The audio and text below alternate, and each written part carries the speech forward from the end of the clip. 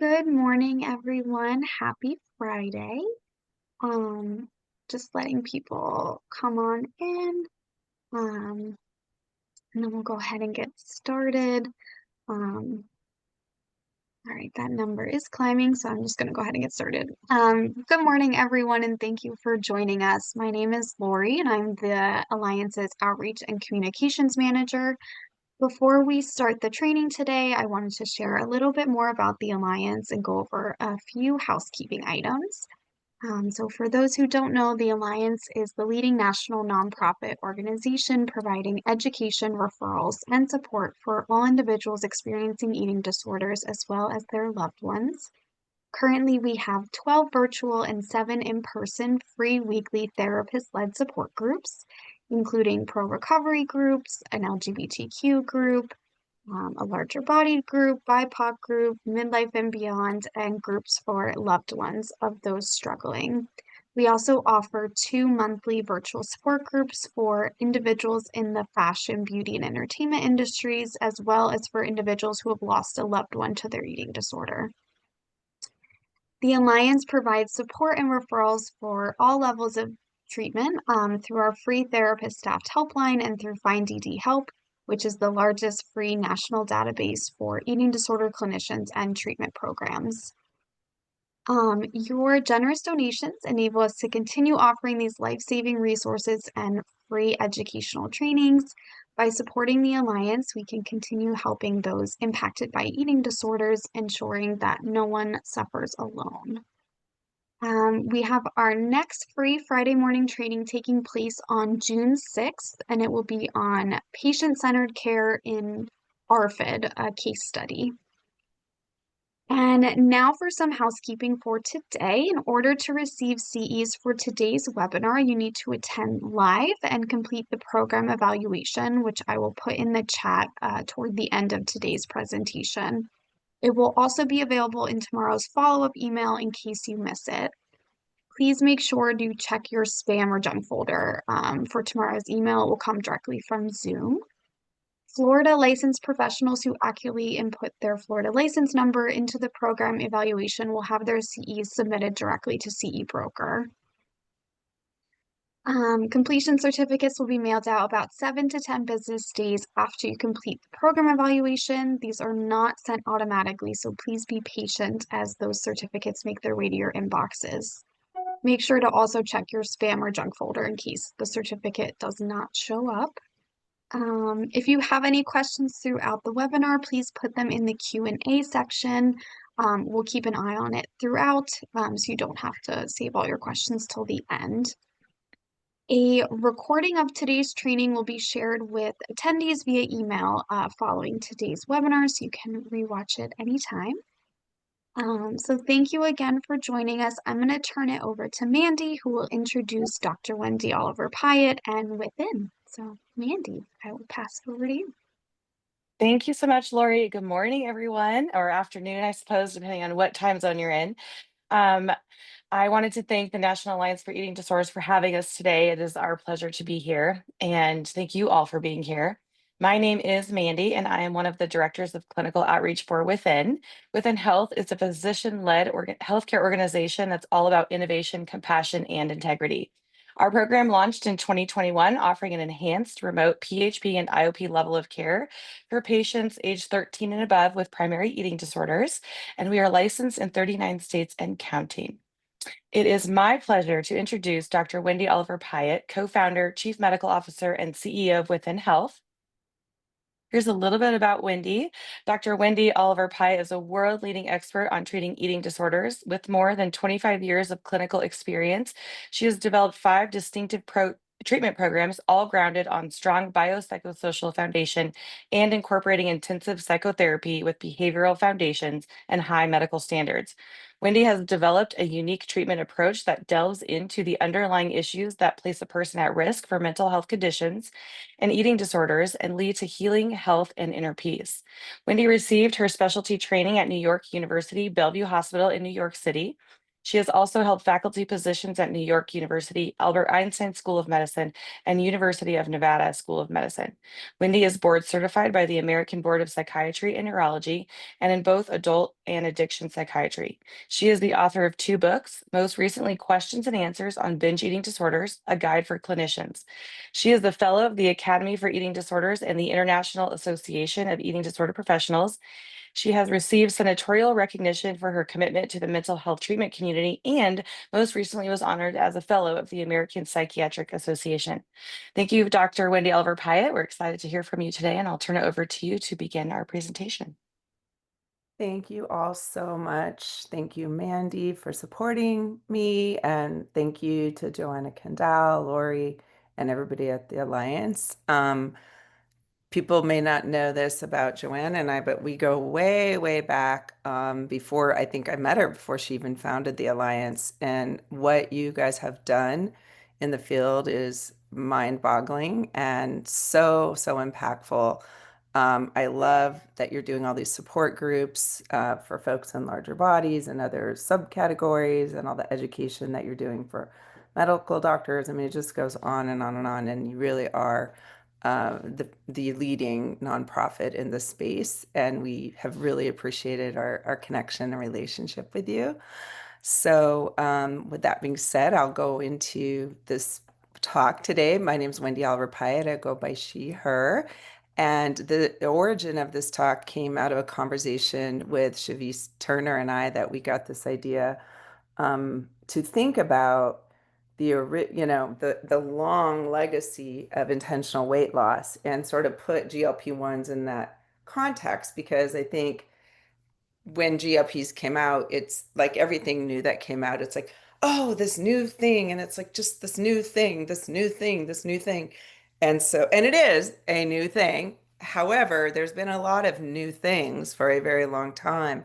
And the common, thread among all of that is interesting to speak about. So in the beginning of this talk, it's not necessarily something that you're going to put into practice in your practice, like what I'm sharing. It's more of like kind of interesting.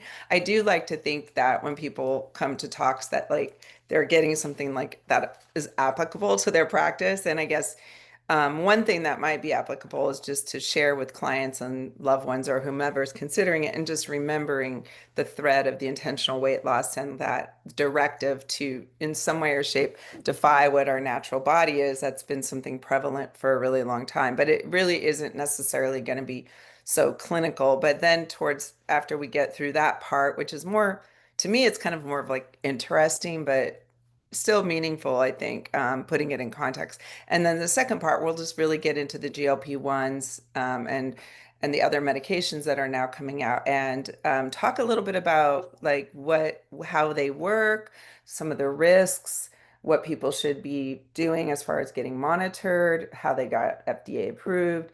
And then I added some case presentations, which are really, I call them clinical predicaments. And I have three case presentations that we can look at together, and I hope to have a little dialogue about that. And what's interesting to me is that the reality that there's no good answer or no right or wrong answer, in my opinion, with the presentations. It's more of like these are clinical predicaments, and a lot of times with predicaments, like there isn't one right or wrong way. I might do it one way, you might do it another way. And so we can just have that discourse because I think that's where we're at. Not necessarily knowing this is what we should do. I remember the first patient that we got that contacted within that was on a GLP, and it was like, are we going to accept this patient if they're on this medication? Because it seems very antithetical to the very foundation of our work. And we talked about it, and it was like, yes, we are, because even though we may or may not feel like it's a great idea, it's what is happening now, and it is this human being whose life is being affected. And yes, we may or may not want this, but it is what's actually happening. And so we went ahead and started admitting patients, and we do have a number of them, and we work with them in a lot of different ways, very much depending on the circumstance. So I just wanted to share a little bit about how how this presentation came to be and what I'm thinking about as we go along. And also, I just want to thank all of you very, very much for joining us. I really appreciate everyone's time. Time is so valuable. we're all under quite a bit of stress. And the fact that you took time out of your day to be with us, it really means something to me, and I really appreciate it. If you have any questions, feel free to put them in the chat, and I will look at the chat throughout. However, if I end up just kind of rolling really fast through slides or whatever, any question we don't get to that Mandy can put her contact in, please, please, please email, because I want to know what your questions are, because it honestly helps me get better. Maybe I left something out, or maybe you disagree, or maybe you just have a question. Like I'm super interested in that, and I would value your questions if I don't get to them. So anyway, so the agenda we talked a little bit about, we're going to go a little bit into just the background and the timeline going back way, way back to intentional weight loss efforts and some of the meaning that people attributed to size and shape and what they were doing and what they thought. There's some overlap with morality and religion that I think is still woven into current values that are part of our culture. A little bit about the economics, and then moving into the GOP piece and the clinical predicaments, as mentioned, and a little time to chat. So what's very interesting to me is just going so far back to ancient Greece and early centuries AD. There is this intentional weight loss that started for a lot of different reasons, but it certainly isn't something new. Although what I find interesting is that in our society, when the whole food pyramid came out, when the Surgeon General came out with the food pyramid, it actually was tied in when we started to see a lot more rampant eating disorders, diet culture, and weight cycling. I think in our society, we hear so much about the O word, and there's not a whole bunch of talk about weight cycling, which is actually far more dangerous and precarious than stable O. By the way, I don't use the two words that we hear a lot with in this field. I find them offensive. So I just say O, so you'll be able to figure out what I mean by that. Also, there are some times when I might use a word from reading or something that just to get the point across, I don't agree with the use of those words. And I also want to make sure that anybody watching, that you're just kind of warned that we are going to talk about some of that. And it is disturbing. So just mentioning that in advance because it's serious. Weight stigma is serious, and the language that is used is stigmatizing, and it is traumatic. So we have to, I think, take that very seriously. So, so back to ancient Greece. During the time of ancient Greece and early centuries AD, there was human concern about weight, and it was tied into religion, and that actually began to fuel aspects of dieting. And there's an image of Adonis with, these ideals of what we were supposed to be. That, as you can imagine, these images do impact how one may see themselves in contrast. Um, Wendy, I yes, apologize for interrupting. I would love for you to share your screen if you don't mind. I So we am could, sharing. It's not showing up as sharing. no. I oh, I can see Oh, it you can? on my end. Oh, you can? Yeah, Okay. So sorry. Thank you. that's okay. I'm sorry, Mandy. Yes, I do have it screen shared. So I hope other people if other people cannot see the screen, can you please let Lori know in the chat so we will know what's going on? To me, I see the screen. Yep, everyone in the chat says they can see it, so I think. Okay, sorry, Mandy. Um, Anyway, so in ancient Greece, dieting emerged as a kind of like holistic approach to physical and mental health. So it goes that far back to ancient Greek. Um, and in ancient Greek, Hippocrates himself noted that premature death he thought was more likely due to people in larger bodies. And Galen, the Roman physician, surgeon, and philosopher, had a term called polysarcos, which is now kind of loosely similar to the word morbidly O. So these are terms that were floating around for a very, very long time. And they started to suggest things like, reducing foods, avoiding drinking in this way. They were talking about alcohol, and they started talking about running during the morning, instead of walking in the morning, running. And also emetics started to come to use, including these interesting plants that were really toxins, and honey water, which was for the evacuation of nourishment, is what they called it. There was also cathartics, such as a weed called bindweed, a type of berry, sea spurge. There was mild laxatives that were used, donkey milk with honey, white parsley, thyme, sweet wine. Galen even recorded treatments for weight loss, including strenuous running in the morning. Thought that after that, take a warm bath, have light meals, do more physical work after that. People talked about Shushruta, talked about fasting and exercise. I think that what's so interesting is this term in early century AD, which I think is still prevalent now, is that the physical body and size in and of itself was, quote, the enemy of the soul. And this is where really starvation began to happen. So this, I think what it's really kind of about is the idea of need. There's something about the idea of need or consumption that has gotten intertwined with morality and religion, and it's something that still is, present now. And I think there's something about the idea that we can defy our needs that is a very false way for people to somehow feel that they are demonstrating control or demonstrating some kind of containment of their needs. And that has been woven into, all this pursuit of thinness in one way, shape, or form, which of course is something that is somewhat of a defense mechanism and somewhat in denial of reality, because obviously having needs is a normal thing and something that we certainly value in our lives. Is the ability to eat is something that is pleasurable, and it's the source of life. And so getting, in conflict about that is never really going to be healthy, in my opinion. But it goes so far back. And it's sort of interesting in the research on this. William the Conqueror apparently engaged in the first liquid diet, but his liquid diet included consuming alcohol only, which resulted in apparently his difficulty in mounting his horse, is what is said.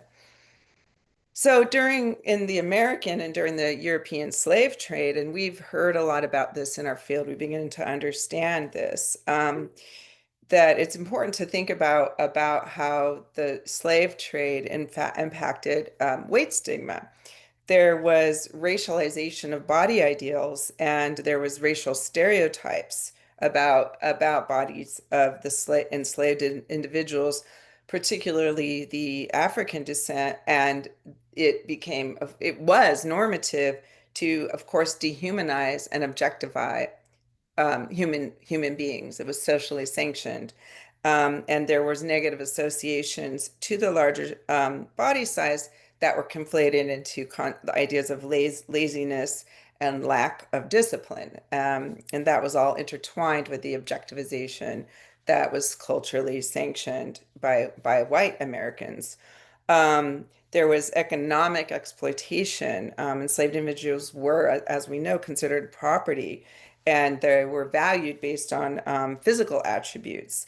This commodification created hierarchies of body types and was tied in with worth and desirability. And this legacy of economic devaluation has continues to influence, where for whatever crazy reasons we tend to in our society over idealize thinner bodies. Although when you actually talk to people individually, it's not necessarily the case, but I think our modern media, and it's the way we are socialized to place value on bodies, which are very distorted as far as like biological realities and true health of the mind, body, and spirit.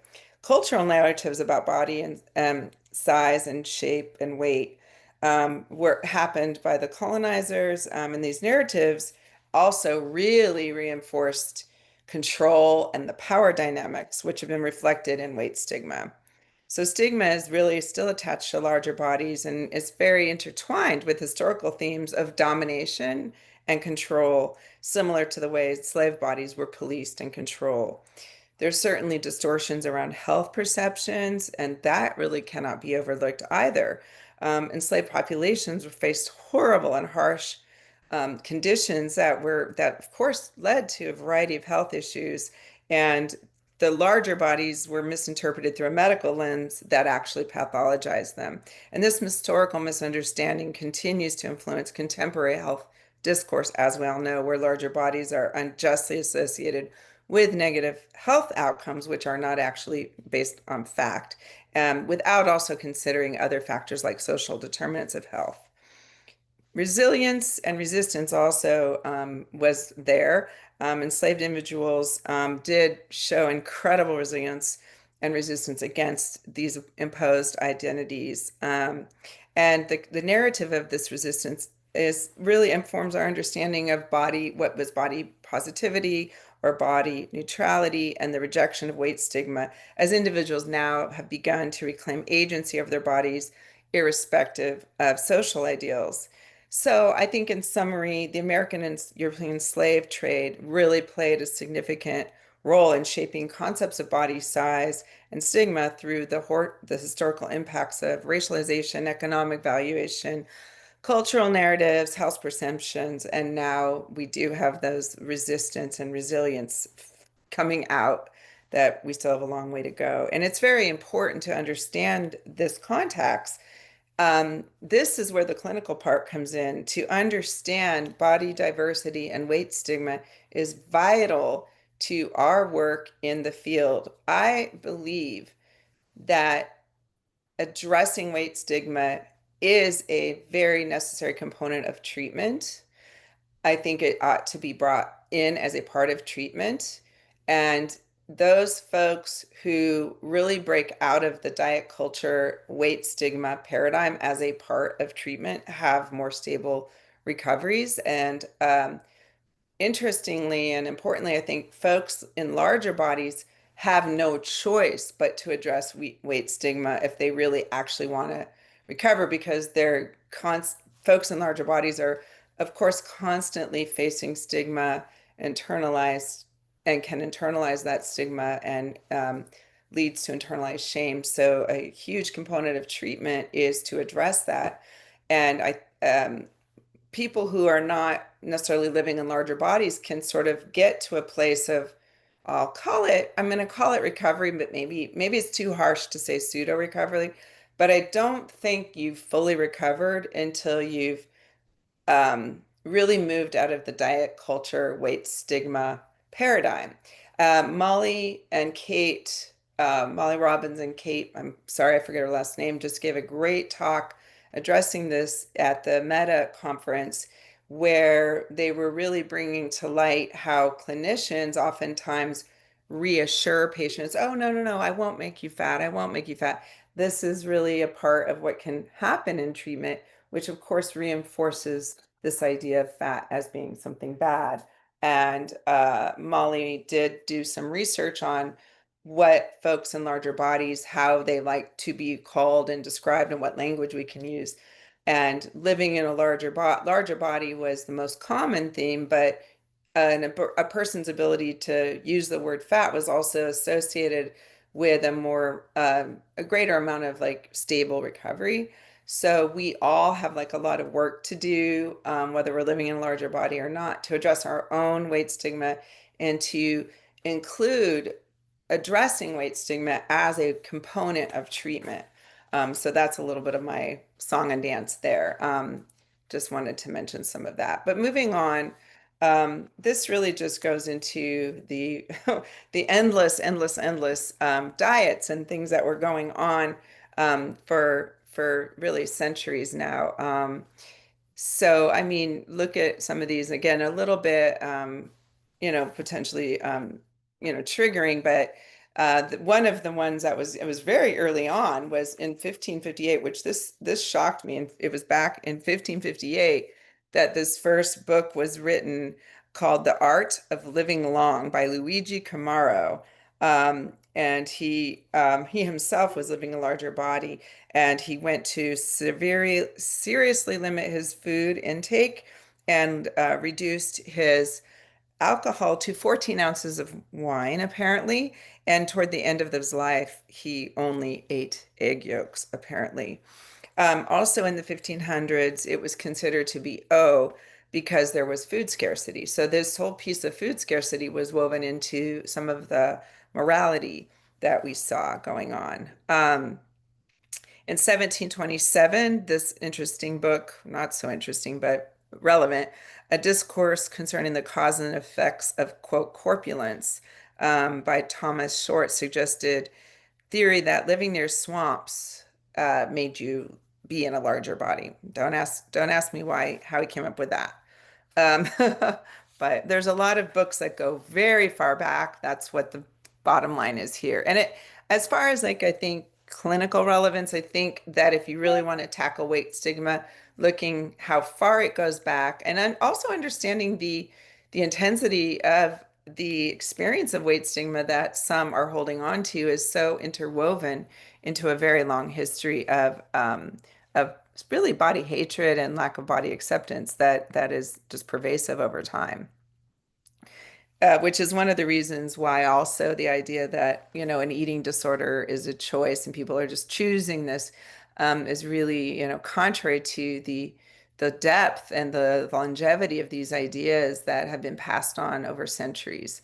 So we are, as Hilda Brooke describes when she talks about eating disorders as biopsychosocial conditions, the psychosocial condition and the mandate to pursue body size and shape that denies, biological reality. Of course, you see the impact of biopsychosocial attitudes that affect eating disorders. So Hilda Brooke, was the first person that really brought modern use of that conceptualization of the biopsychosocial model. And that's why our interventions really can't just be biological. It can't just be, oh, have the person gain weight and they'll be fine, or take an antidepressant, they'll be fine. Or one of the things that I see happening a lot in higher levels of care is people are underweight for their biologically appropriate weight. I use underweight with that caveat.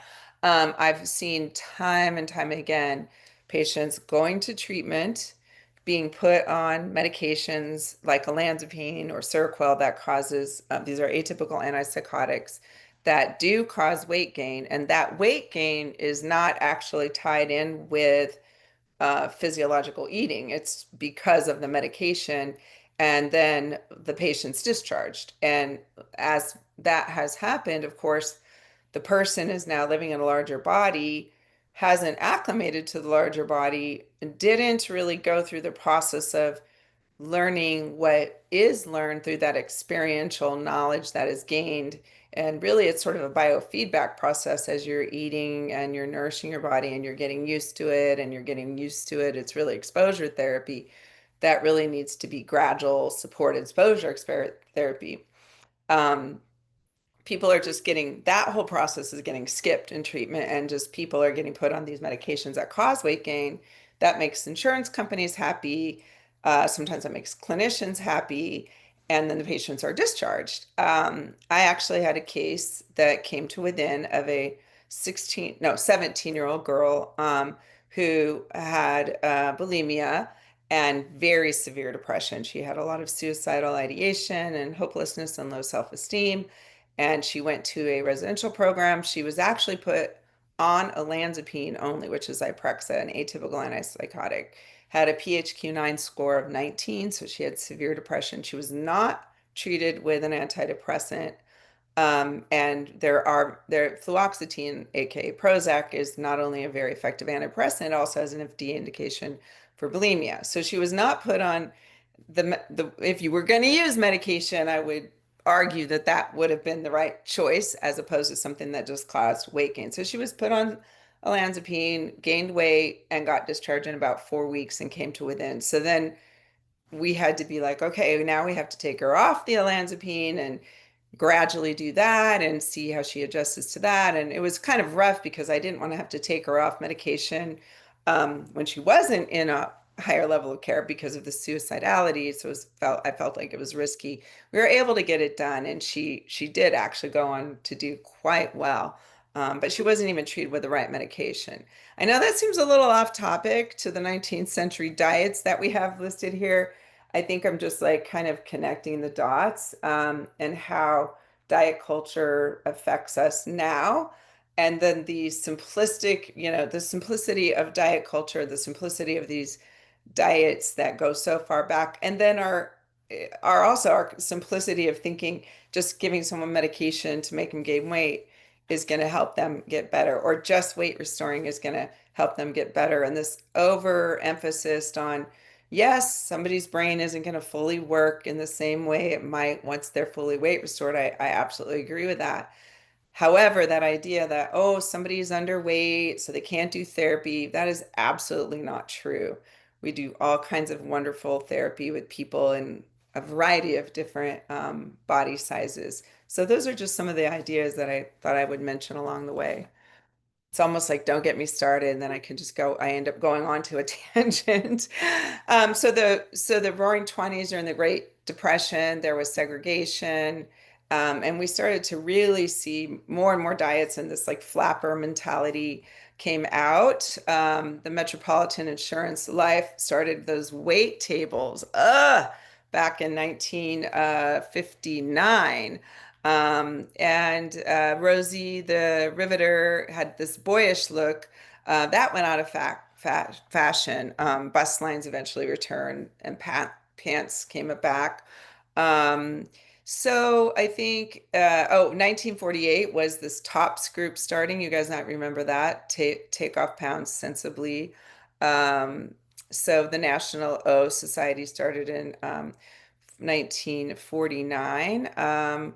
And then, Lucky Strike cigarettes, like, light a likely, and you'll never miss sweets that make you fat. So there's your great answer for health, to start smoking cigarettes. And we know that that really came about. So Rosie was also associated with some second wave of feminism and fat liberation, though, as well. So there was some positive things happening. The cabbage soup diet came about in the 1950s. I don't know if any of you guys remember when I had my eating disorder in college, there was this TWA stewardess diet, and we would have lamb chops and Brussels sprouts and cauliflower and things of that nature. I was telling some people I was having some Brussels sprouts the other night, and I was telling them about this TWA stewardess diet. And I was just trying to be the best version of myself. I had no idea this was even an eating disorder, what I was doing. But it's kind of interesting because of that TWA stewardess diet and the Brussels sprouts. I had an aversion to Brussels sprouts. It was just terrible. I would just even think of it, and because I had like an aversion to dieting, like diet culture made me sick even thinking of it. And then I remember going to a dinner that my colleague Ibbotts put together and in New York City, and it was probably, at least 20 years since I had dieted, or maybe less, but they had these Brussels sprouts that came out, and they were just really, really good. And I was like, yes, I like Brussels sprouts again. So now if we ever eat together, you see, I'm always going for the Brussels sprouts, but it took a really long time. Um, so some other kind of interesting points. Overeaters Anonymous started in 1960. And then good old Weight Watchers, which now has declared bankruptcy, began in 1962, in case anybody might have, well, I don't know if anybody is on the call. I was born in 1965. So you guys might remember Tab soda that keeps tabs on your weight.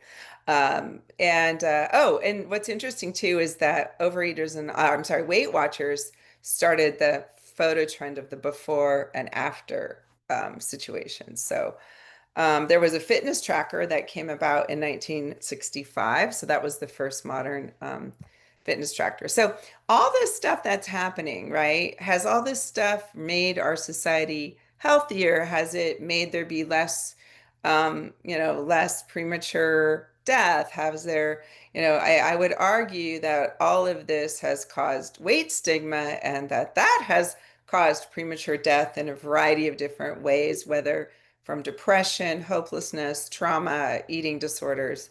etc. All in the name of, I don't know, health or moral superiority. I'm not sure. I'm not sure with which. So you've probably seen so many of these. I remember lean cuisine. That was my during my diet era. And one of my big breakthroughs was when I realized, because I finally was in touch with hunger and fullness, that a lean cuisine just didn't fill me up. And so, because when I had diet culture in my brain, I thought, oh, if I eat a lean cuisine, then I ate, I should be fine. And if you ask people what that last thing is that they ate if they do binge, a lot of times it's a thing like a lean cuisine, or it's an apple, or it's something that is really not enough, and it's not enough calories. It's not a good combination of nutrients. A lot of times people will be restrictive throughout the day. They might get really hungry in the later afternoon and say, oh, I'm going to eat dinner. I'm going to eat a healthy dinner. And so then they resist their hunger. So you'll see a lot of that. And of course, with binge eating disorder, it is a very, very restrictive condition. We're going to actually take a look at our meal logs of our folks with BED living in larger bodies, because what I want to really show the world is how restrictive folks with BED are. And it's that internalized shame that causes folks with BED to be very restrictive and very shame-based around eating. So these are all, again, socially sanctioned in pursuit of health, right? Anybody remember when MySpace came out? I remember one of my kids got a MySpace account when she was like in sixth grade. We were really mad. She was in deep trouble there. But that was really the program boom, like the tech with the rise of technology, more internet access, more websites, and then we had the Pro Ana websites, smartphones. I mean, I think to myself sometimes, gosh, like if I had an eating disorder in my late, during this time of social media, I would have really, really had a hard time breaking out of it because of the normalization of diet culture and weight stigma, and also the access. I mean, here we got it, right? The phone is with us 24/7. So individuals already with cognitive rigidity or a deeply ingrained diet mentality, obsessionality, depression, all these things that skew in the direction to have this socially reinforced on a 24/7 basis is just really, so much, so overwhelming. So we began to see the nutrition facts showing up as well. Again, is any of this linked to health? Has anybody gotten healthier because of SnackWells in 1994? The FDA required all food to have calories in them. Has anybody become more healthy because of fen-phen or thigh masters or any of these diets? I would argue no. We did have in 2004 the Dove campaign for Real Beauty, but that also coincided with The Biggest Loser. So even when there might have been something, going forward, there was also something going the other direction as well. So what a conflicting situation for folks who are at risk for eating disorders. The FDA approved the first over-the-counter weight loss drug, Orlistat, in 2007, which caused a lot of discomfort and diarrhea and, not fun.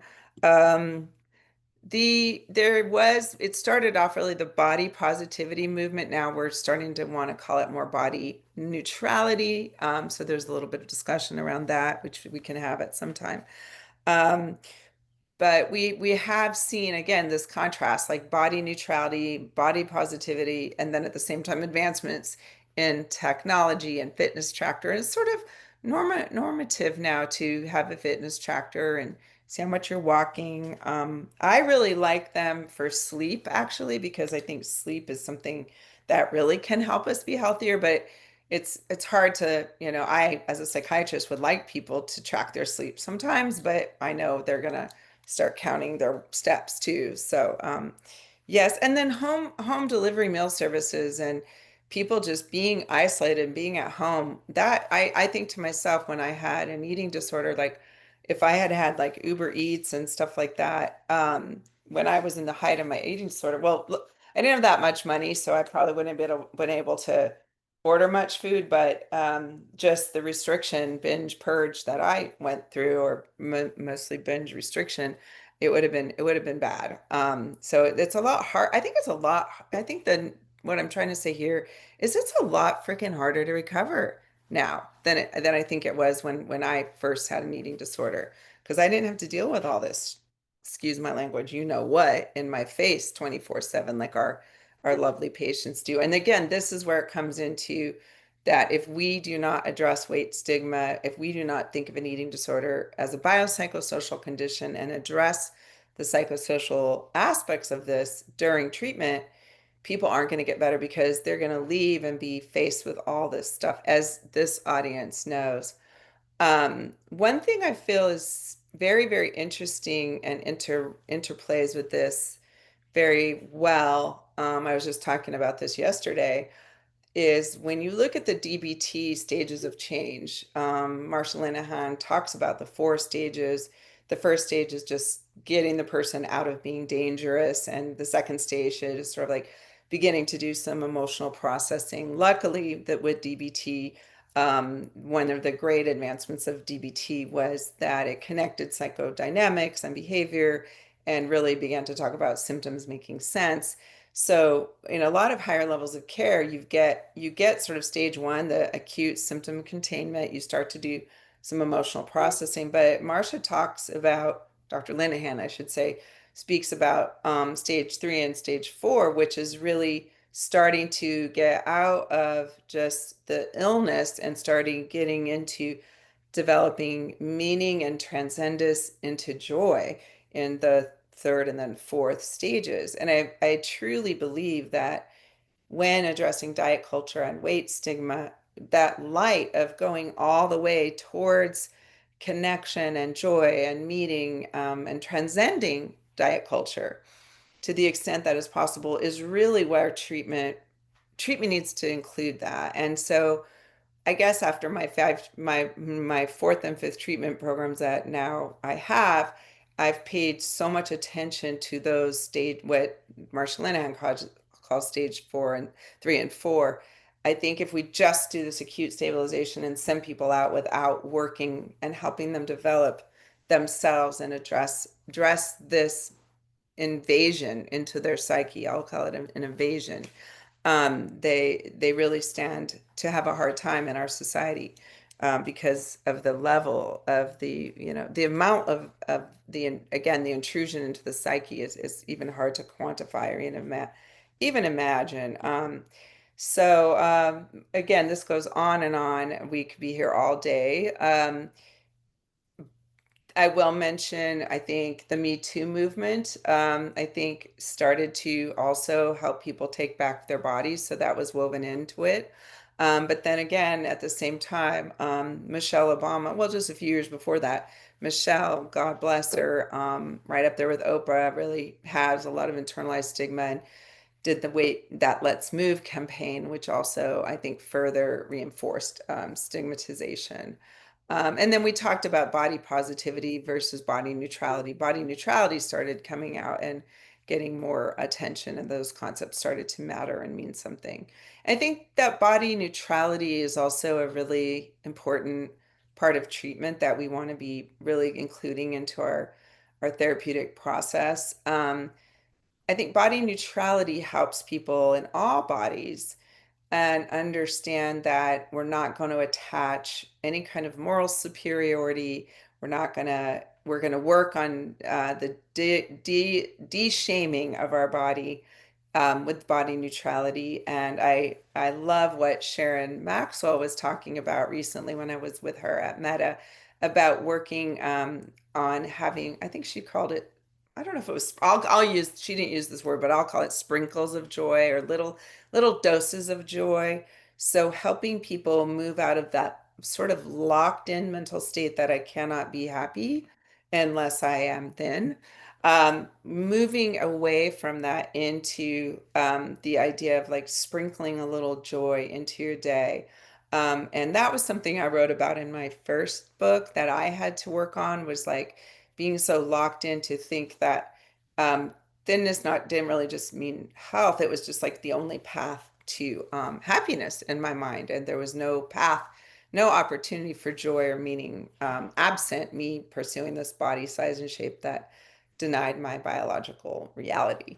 So, and even just a little bit of restriction is miserable. I did not have a really extreme weight loss type of eating disorder because my body just didn't do that.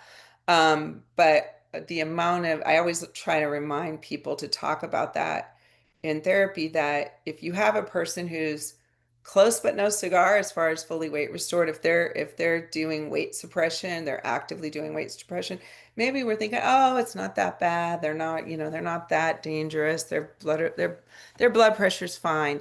No, there's a lot of misery in that weight suppression of even just a small amount, and a lot of preoccupation as we're weight suppressing.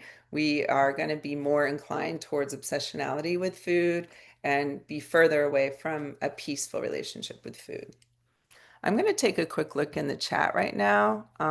Recording. Oh, I remember my mom going to a diet center and using those shaking bells. I remember that. Um, Rachel says, I just talked about diet culture in the 2000s with someone the other day. I remember they had these 1 calorie spray butter containers and 1 calorie salad spritzers. Ridiculous. They were in everyone's households. I have a very funny story, Rachel. It's not fun. Oh, it is funny, but it's also not funny. But me and my college roommate and I, we had no idea that what we were doing was an eating disorder. We thought we were being the best versions of ourselves. And we went to a movie theater, and I remember this. I actually put it in my first book. The person like went ahead and put butter on the popcorn, and like I practically lunged over the counter and practically screamed like no butter, and I'm not trying to make light of people who are suffering in that condition, but I do use humor sometimes in my therapeutic process if it's about me. I'm like, because it gives perspective, and it also I think can give hope, because I really did feel that way. I really did lunge over the counter, and I use that therapeutically because I want people to see that how narrow the perspective is that you have when you're in the rigidity of an eating disorder, that you can't have popcorn on your butter. I mean, butter on your popcorn at a movie. And I also want them to see that what was once my reality is no longer my reality. I did have spray bottles, and I sprayed popcorn with water and then sprinkled butter salt on it. It was horrible, and it made the popcorn really soggy also. Oh, and yes, Haley, yes, somebody who ended up with a heart problem from fen-phen. That was very, very common. You remember the snack wells. I'm so sorry. Um, Rashonda remembers the snack wells. The mukbang videos, I missed those. Autumn, I didn't have those. Oh, grapefruit and cottage cheese diet. That sounds horrible. I didn't know the Hot or Not website.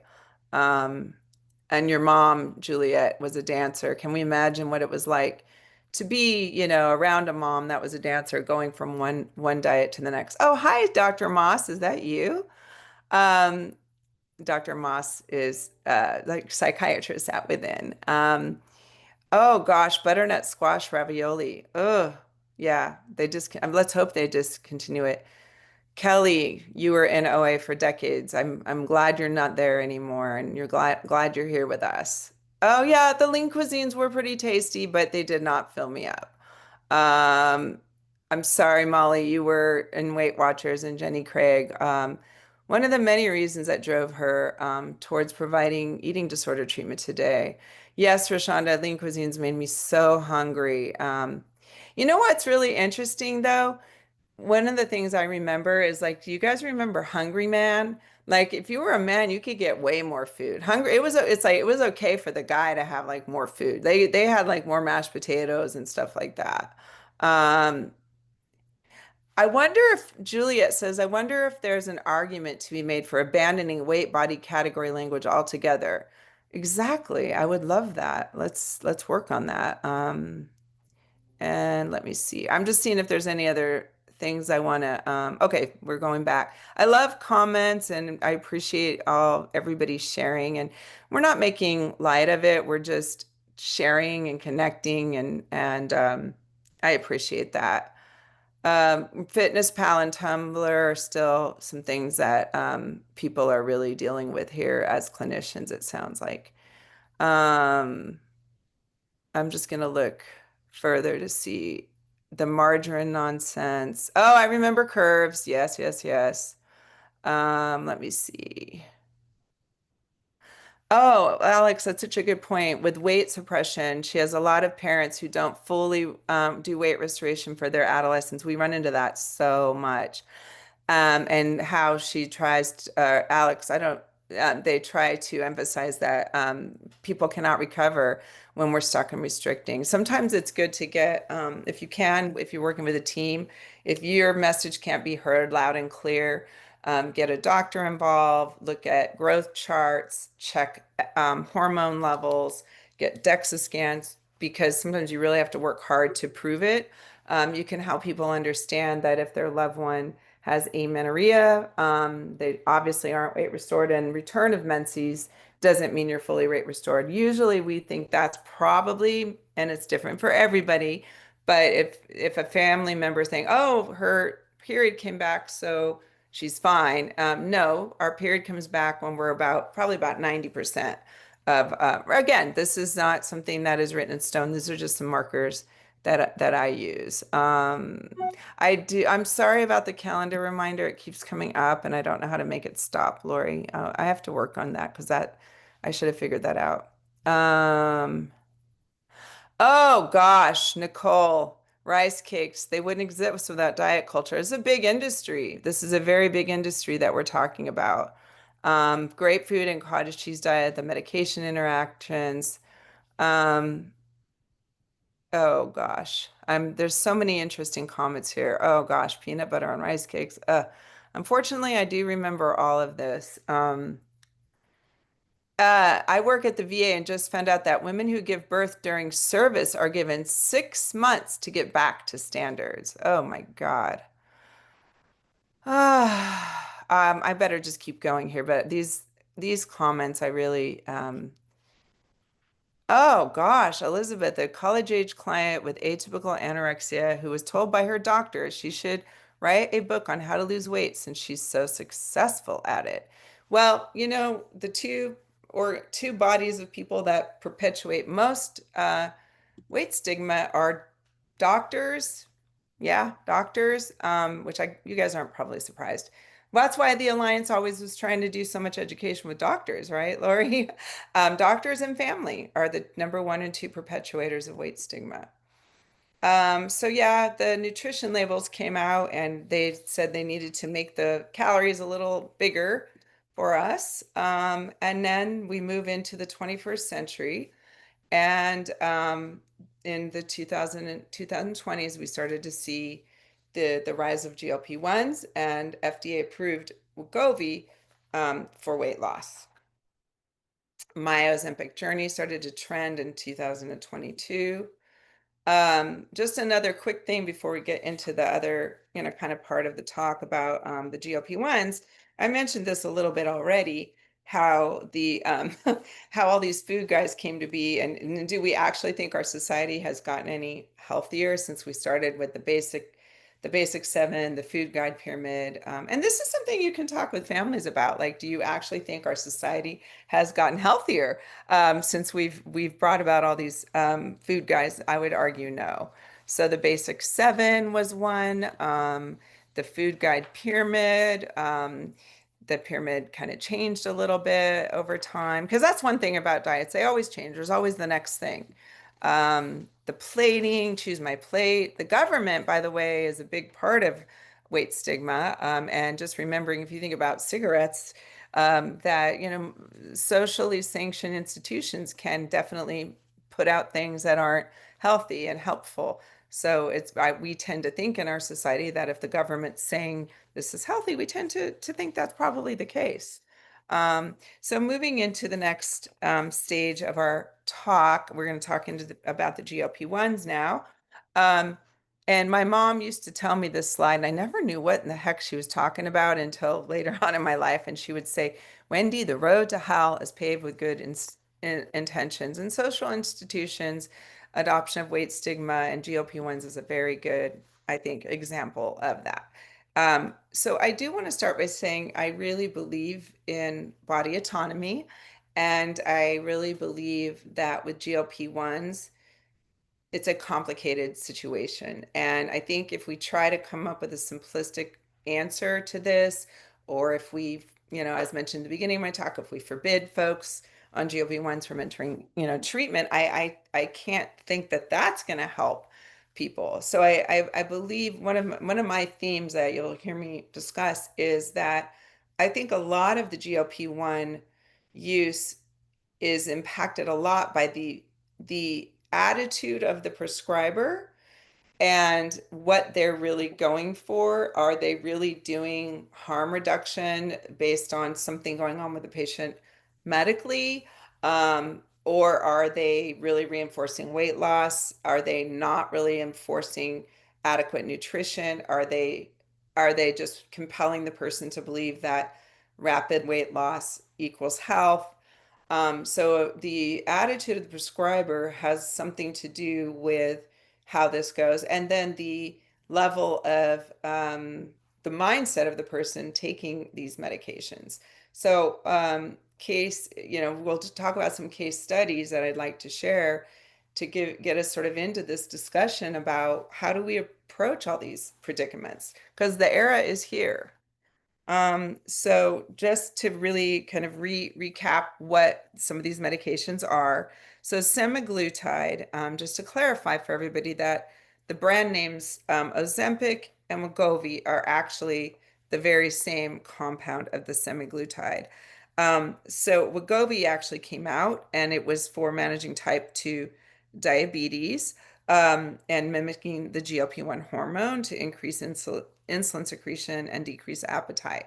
But then later on, as mentioned, Wegovy came out for weight loss. And what I think is very interesting, though, about Wegovy versus Ozempic is that the FDA dosages for Wegovy are actually quite a bit higher than what's used for Ozempic. So that in itself, I think, shows weight stigma, does it not? That folks are given the medication in higher doses when it's prescribed for weight loss. So then came along Zepbound and Mounjaro, which is tirzepatide. And these were used for type 2 diabetes. And they have both an agonist, a GLP-1 agonist, and also GIP hormones, enhancing insulin sensitivity and reducing food intake. Trulicity was used for type 2 diabetes, and it mimics GLP-1s to stimulate insulin, inhibit glucagon, and slow gastric emptying. All of these medications slow gastric emptying. All of these medications are doing to the human body what actually happens when a human body has anorexia, whether it's anorexia of anorexia nervosa, or I would argue that any person with bulimia or binge eating disorder has a component of restriction or anorexia. Maybe they don't have anorexia nervosa, but there is a lack of adequately nourishing your body. And these medications reduce drastically our calorie intake and also drastically delay gastric emptying and cause early satiety and fullness, which are some of the hardest aspects of eating disorder treatment to address. When people are in pain from refeeding and their stomach hurts because they have just a little bit of food in it as an adaptation to the starvation, and we have to overcome that to help them recover. It's one of the hardest things for patients to endure, is to endure there's actual pain associated with this. And this is actually what is being induced by these medications, which kind of blows my mind, especially that these medications came out and were given FDA approval without any warning about them potentially inducing eating disorders, without any directive towards doing evaluations or even screenings, even the most minimal screenings for eating disorders or risks of eating disorders, which to me is just absolutely crazy. All these medications, by the way, are taken by injection. However, ribellus is actually taken orally. And I would also say that there is something about injecting these medications. And I'm not saying, again, nobody should ever take these medications. I'm not here to say that. I think there's so many complex situations. But I will say that there is something about injecting the medications that I think is significant and is something to be talked about. How does it actually feel to inject something into your body in pursuit of weight loss? I had a very terrible case of a person that came to me, our treatment center. She had been in another treatment center, and the parents actually injected her with a weight loss medication during her time of treatment. It was an adolescent, and the adolescent urged them to do so. They thought they were doing the right thing. It was a very complicated situation, as you could probably imagine. Moving on there. So what are GLP-1s? They are these injectable medications that are now potentially also be microdosing. They work by regulating blood sugar levels, and they do slow down the gastric emptying. And then that makes people feel full longer. They do stimulate the insulin secretion, and they inhibit glucagon. So that insulin is getting the blood sugar taken up from the cells.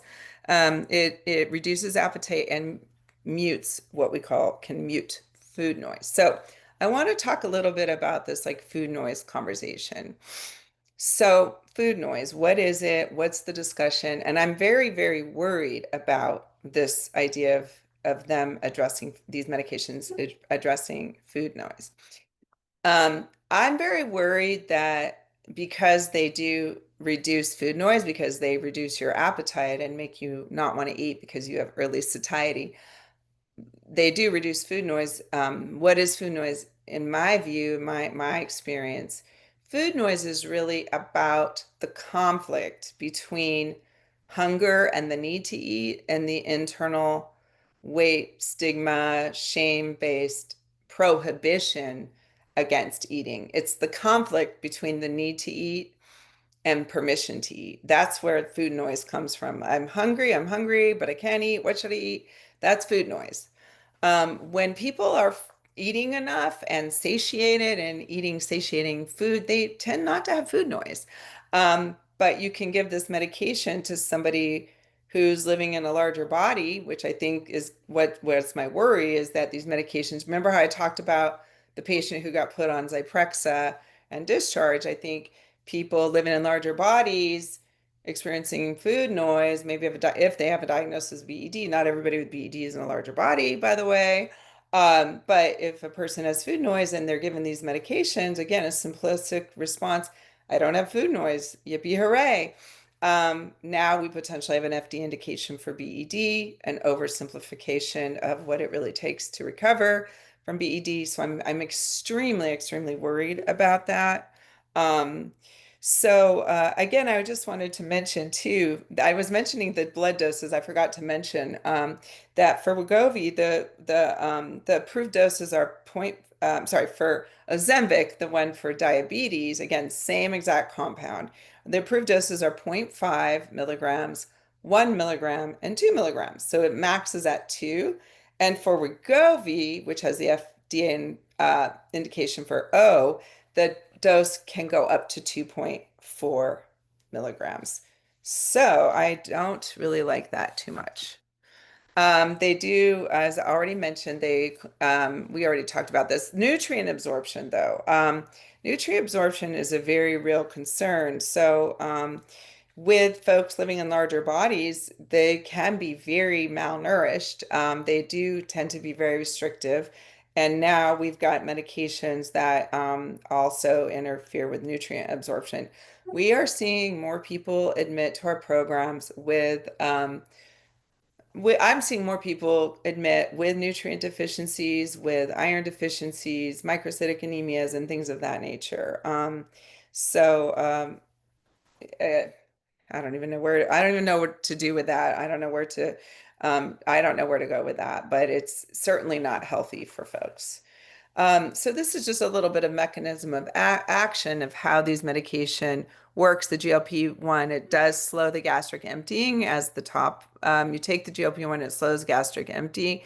It has an increase in insulin, a decrease of glucagon, and then also affects the brain hypothalamus as well, which is our appetite messenger section. So all of these are very strong mechanisms that affect the gut-brain axis and affects serotonin signaling and the desire to eat, in addition to everything else.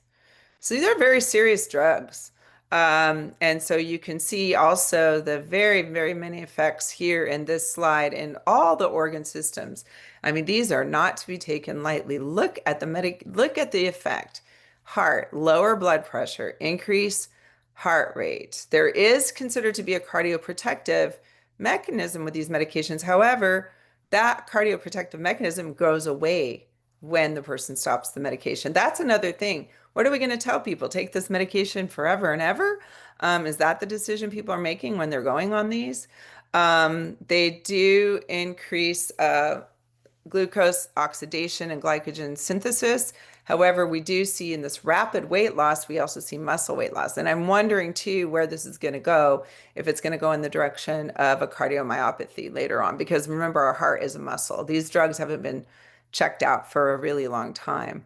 Pancreas, and the GI tract. So hitting so many organ sensitive organ systems, pardon me. So some of the dangers and side effects I've got here for us to think about the GI issues. One of the very serious effects that can happen is actually a paralysis of the GI tract. That delay gastric emptying can actually lead to paralysis. The medical term is ileus. I have been reading some case reports of ileus.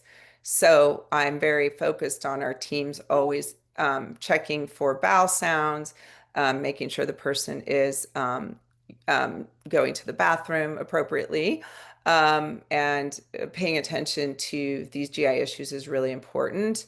Fatigue, heart issues. There's some cancers specifically related to this, some thyroid cancers.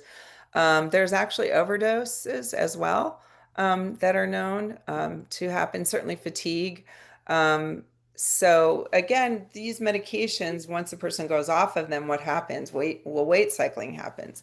So weight cycling is potentially a part of all diets, and it certainly is a part of the use of the GLP-1s. I think that is not something that the FDA talks about. I don't think it's something very many people are talking about at all.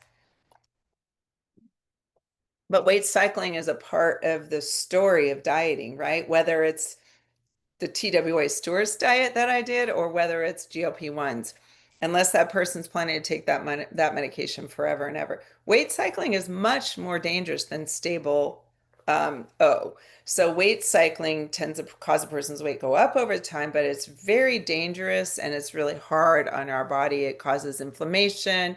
It can cause damage to the heart and cardiovascular system. It absolutely can decrease bone mass and cause hip fractures. By the way, anybody with an eating disorder, anybody BED, bulimia, anorexia, atypical anorexia, ARFID, all of those folks should have DEXA scans. We really have to be educating about DEXA scans and bone mass. And this is something that is so troubling to me. The actual American Academy of Pediatrics that came out and recommended these medications for youth, and our youth are actually so at risk for eating disorders anyway. And then if the person is losing weight during growth periods, the likelihood of causing osteopenia and osteoporosis is, I would say, I would argue very, very high. So the use of these medications that was endorsed by the Academy for Pediatrics troubles me a great deal. And I think in our conversations with families, we want to really talk about osteopenia. I think it's important to help families understand and kids understand it affects females and males. It's not just women that can get osteopenia. We notice it, the risk of osteopenia when they have amenorrhea, but boys also can have reduced bone mass, and also you can always tell your patients and the guys pay attention to this a little bit, you're not going to necessarily grow to your full height. But families need to know that osteopenia and patients need to know that osteopenia and osteoporosis are irreversible. There are some medications that may help, but they're irreversible. And some of the patients who actually lose their life due to eating disorders, one of the things that affects them a lot is the bone pain that they ultimately end up with due to osteoporosis. My father he passed away in December, and he was such a healthy man. He was a Holocaust survivor, and he was a healthy man. He was agile and very active. But in the end of his life, the osteoporosis that was all connected to that starvation in his adolescence, that was actually got him. He wasn't able to sit up because his ribs would basically hit his hip.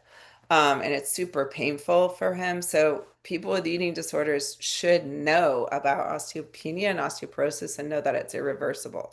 Gallstones, DNA damage, increased risk of hysterectomy, physical weakness, and interestingly, but not so great, starvation itself actually can lower your tryptophan levels and affect your serotonin functioning, and ironically, increase your impulsivity and depression, which then can also trigger the likelihood towards binging. So these are some things about how these medications work. There is a black box warning due to the risk of thyroid tumors. I was mentioning the tumors, and questions on whether they can cause medullary thyroid carcinoma. I don't have the answer to that. However, what I do know is that there's lack of recommendations for screening and monitoring of emergence of eating disorders, which I feel like is absolutely so horrible.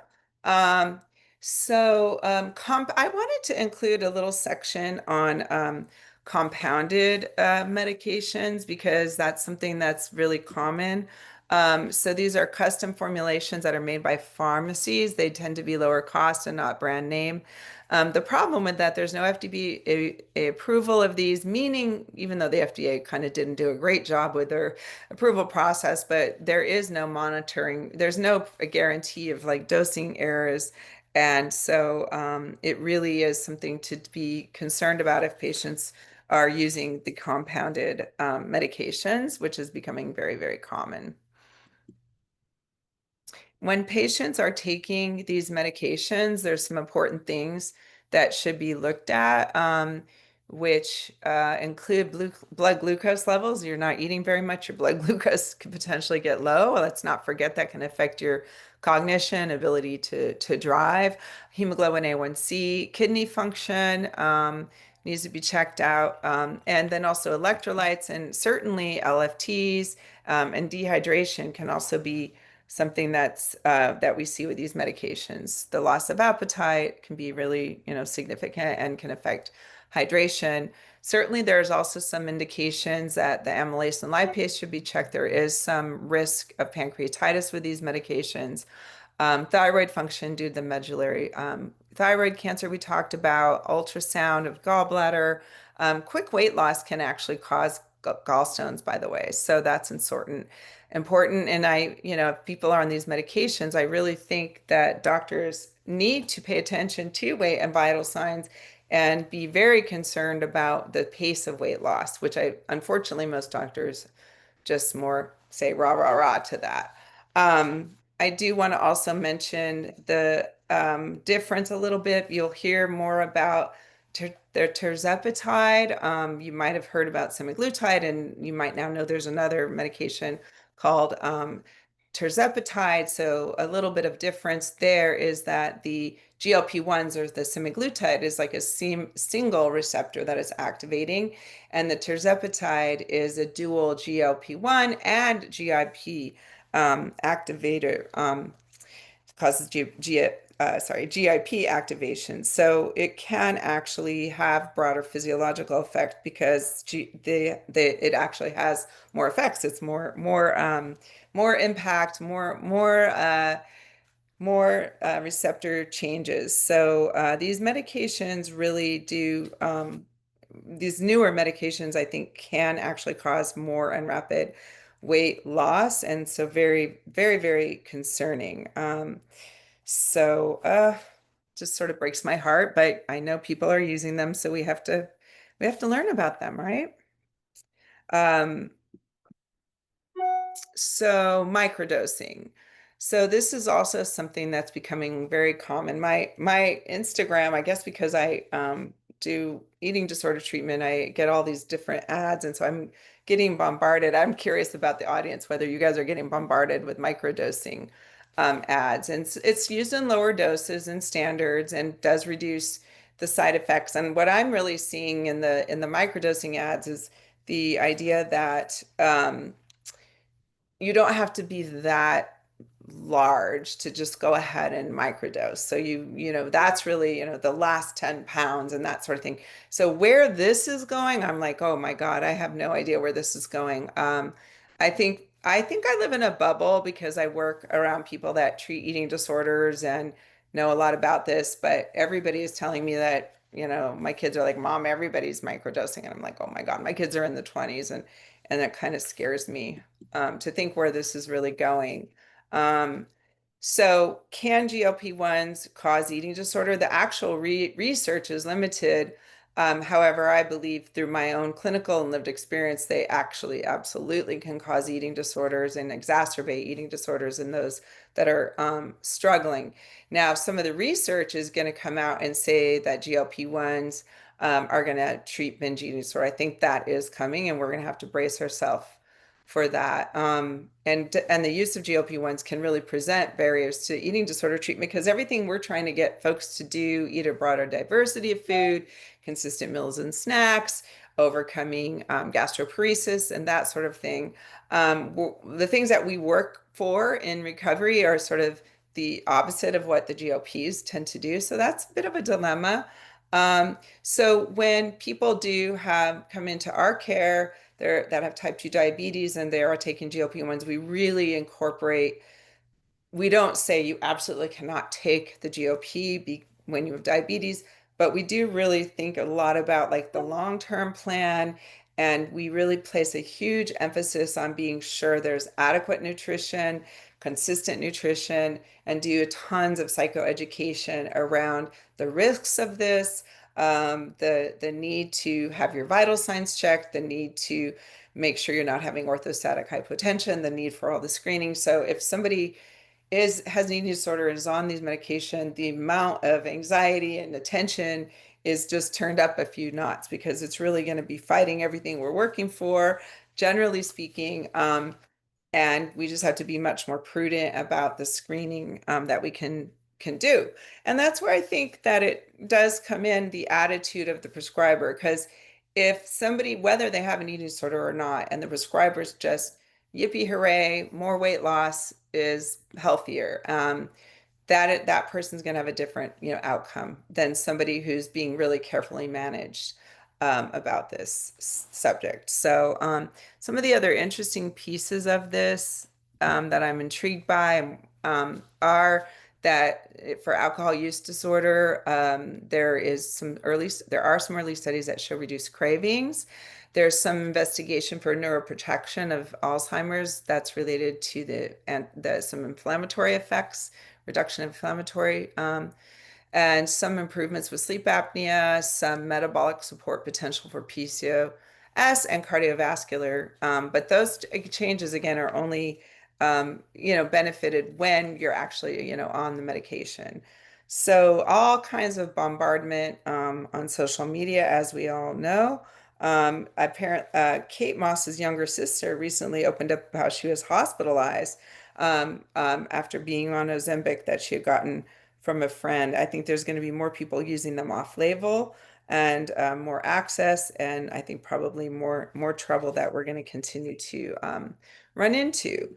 There's also a new industry that has been created that's related to this, which is these commercial enterprises to combat the impact of these medications by the Nestle's, like food supplements and things of that nature. So several companies have been creating these, and meal delivery programs are also jumping on the bandwagon to support options. And I'm not saying, if a person's taking them, yes, I'm glad that there's more access to nutrition. But just pointing out the commercialization of, again, intentional pursuit of weight loss. So current future implications, my goodness, they go so far. I mean, I think that the stigma of people who choose to not go on GLP-1s, I think there's been a lot of discussion about people who were fat positive, if you will, who then went on the medications or fat neutral, like Lizzie or other people. I mean, I know Oprah who went on and did her thing. And there was an ad during the Super Bowl that upset a lot of people because it was sort of like a mind F you blank blank, where it was like, oh, all these people living in larger bodies, like we know it's not your fault, and we want to be inclusive and we want to address fat stigma. This is sort of the message. Oh, and by the way, now we have a solution for you, which is to take these GLP medications. So that is a very confusing message, in my opinion. We don't know what the long-term effects are. And that's what's also really, really kind of scary to me, because I think so many people are using these. It's funny, not funny, but when I first opened my very first treatment center in 2003, I felt like society was going to make progress.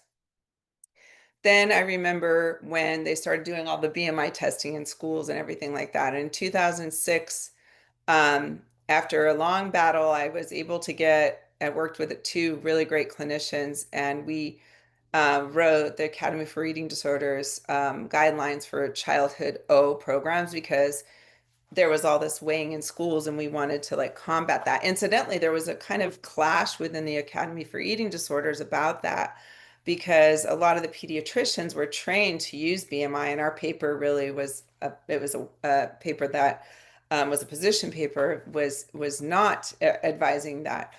So there was actually a lot of controversy within the academy at that time. But I really thought then we came out, so we did that in 2006, and then in 2010, or I think it was 2010, um, I really wanted to bring up the concept of weight stigma to be a part of our discourse. And along with Shavise Turner, God bless her, where are you, Shavise? Um, we started Weight Stigma Awareness Week, which I hope you guys will join us for. We put it together I put it with Shavise, and Within supports us for that. Thank you, Within. Um, Bell Ivy, which is the PR company. Thank you, Cynthia Johnson and team. So I thought when we started really getting into weight stigma, I kept thinking it's going to get better. Things are going to get better. We're going to have less eating disorders. And then the social media, kept coming. Then the pandemic came, and now the GLP-1s. And so I think I had a little bit of a misguided delusion that things were going to get better, because I think things have really just gotten so much worse. So navigating, these are just some questions that I feel kind of come into play. Is I really think, who is prescribing? I'm not a prescriber. I do not prescribe GLPs. But I want to know, if somebody's taking them, who is prescribing and is their philosophy? What are they telling you? That is very, very important. Really talking with people about who they're following on social media, really making this a part of our daily conversations. The dietitians definitely get trained, but the whole team really should know about this. I am not a believer, by the way, that only the dietitian talks about food and only the therapist talks about therapy stuff. I think everybody has to have some ability to understand patients holistically. And so therapists that are on, and non-dietitians, thank you for being on, so that we're all, developing, some ability to address these issues. We obviously have to keep reviewing the literature. We have to always be thinking about our own internal biases and respecting body autonomy, and really thinking about who your actual resources are. Here's some of the resources that were used for this talk. Um, and also Susan Adair, who works with me at Within Health, helped put together this talk. And also Shavise Turner and I have done this talk together. And it was Shavise's idea originally to talk about GLP-1s in the context of intentional weight loss over the centuries. So I want to thank them so much for that.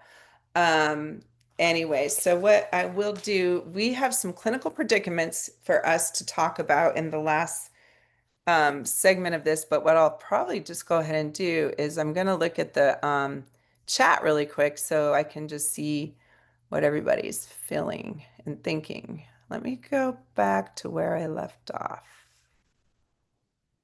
Okay, I got to go way back. There's a lot. I'm so excited. There's so many chats. Thank you guys. Okay, wait, where is it? 1 second. Let me go all the way back. Okay, here we go. Oh, um, so Jamie was saying, I'm not surprised to see about the injection. I often say when sharing my recovery at 47, I'm an addict. I became addicted to counting growing the number of hours I could restrict, chasing the dragon. Yes, I understand that, and I think that's why it's so important in treatment that I don't believe in using like exchange system and all of that stuff. I think it's really important to tolerate uncertainty and to that's why there's certain ways I believe food should be introduced to people as they recover, because we have to get out of like the counting and the checking and all of that. Thank you for that comment. Let's see. Yeah, stealing other people's semaglutide. Hyperinsulinemia of type 2 diabetes, increase appetite. Not to my knowledge, because it's also got effects on the hypothalamus and the delayed gastric emptying. Um, yeah, you've got the GLP-1s and then getting Marilax due to the constipation. And that's the gastroparesis. That's a good point. Jessica is curious about what will happen to people who are on these for a long time. Will it affect the ability's body to naturally produce the GLP-1s? I've wondered about that. That's a really good question, Jessica. Again, these medications are getting prescribed even to young folks, and people actually don't know the answer to this. Most clients are very low economical quartile, very hard to address financially. Yeah, so the medical concerns and yes, I that's really true that they are there's so many people that are living in larger bodies that they are nutritionally not nutritionally sound, and then the overlook of that and put in these medications which then can add to nutrient deficiencies is pretty serious. Isn't that terrible? That's absolutely terrible. I don't know, Stephanie, about whether they can cause pancreas to burn out. I think that's a very good question. Oh wow, she's Lena. Hi, Lena. Um, she's learning that people have never lost weight that have been on these medications. MLNs, now MLMs selling products that are ingestible that are same. Okay. An RD, April, as an RD in practice for 25 years, food noise is not present for intuitive eaters. Restriction is the cause. Thank you. That's what I was saying. Thank you for that. I would read the whole thing, but I'm just trying to get through them all. But thank you for that. I did read the whole thing quickly. Um, Somebody's asking if April's accepting new clients. April, let them know that, please. Uh, let's see. I emphasize so often the importance of being aware of mental restriction. Yes, mental restriction is very real. That's a very good point, and we have to help people go the full distance of I think that mental restriction is where binging comes from. It's really where that conflict comes from, the desire to eat and the mental restriction. And that's when the disinhibition happens, when the person then finally does eat, because it's that black and white on the wagon, off the wagon thing. And they're like, oh, the mental restriction says no. And then once you've crossed that line and started eating, then it's like the floodgates. So that really creates part of the restriction binge cycle that we see in our patients. Jill says the amount of healthcare professionals, RNs, MDs, therapists that don't understand that you can be severely malnourished while being categorized as morbidly oh. That's the point the other person made. That is a very, very good point. Cognitive dietary restraint, restrictive thinking, key player in binge eating, and a large part of the food noise. Yes, Stacy. Yes, yes, yes. Um, Well, just to let you know, Elizabeth, yes, the compounded, if it's in the exact same dose as what is in the brand name has gotten removed, but compounded still can be made if it's used in different doses. So that's how the compounded thing got around it. They were saying, oh, well, yeah, the 2.4 milligrams for the Wegovy or whatever, that's not available in compounded, but you could take a different dose. So the compounded did find a way around that, just to share that. Wendy, we Yes. are at time. Oh, I thought I we were know. going to. I'm sorry. I thought we were going till one. No, no, no, Okay. that's okay. I'm so Okay. sorry. No, that's I know okay. Thank you there's, for letting me know. yeah. What we can do then is just for people's, if they want to, we can send over, Lori, the clinical predicaments. And sorry about that, you guys. I just got on a roll here and didn't realize. Thank you for letting me know. We can send over the clinical predicaments to anybody who wants them. Please just, Mandy, can you shout out your email address? Yeah, I'll go ahead and put Mandy's email back in the And chat. we'll send over the clinical predicaments, and then feel free to sort those out in your mind and among yourself, and email us if you want to talk more about it. Thank you guys so much. Yes, thank you all for joining us. Thank you, Wendy, for such an amazing presentation. I know the chat was so, it was just going, and I was It like, was going. amazing. I completely spaced out that I was stopping at 12:30, but the comments were great. Thank you guys so much for commenting. I appreciate you all so much for taking time together. Let's all have a 3-day weekend now and chill. Yes, I did put the program evaluation in the chat, so please complete that. It would also be sent in a follow-up email tomorrow, and we will share a recording of today's presentation as well as, I believe Wendy's going to send us the clinical predicaments. Yeah, Um, Lori, and if it's possible, I don't know if it's possible, but I'd love to get the chat questions. I don't know if it's possible, but I'd like to have them to make Yeah, sure I can answer anybody's questions or whatever. yep, absolutely. I can go ahead and download those, Thank you and send guys them so over to much. you. Have a nice day. Yep, have I a hope we all wonderful have a nice weekend, day, peaceful everyone. day. All Yes, right. Bye. bye.